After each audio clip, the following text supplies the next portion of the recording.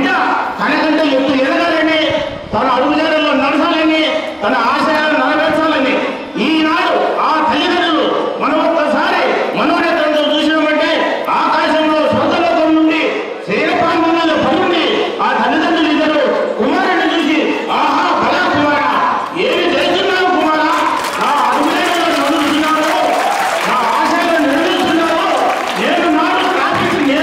నాడు స్థాపించిన నా పాఠశాలనే నువ్వు అడుగులో ఉన్నావు, ఇక మీదగా ఆ స్కూలు ఇంద్రభవనము నందనవనముగా బృందావనంగా వదులుతుంది అని పూర్వవర్షం కురిపిస్తున్నారు ఆకాశంలో నుండి.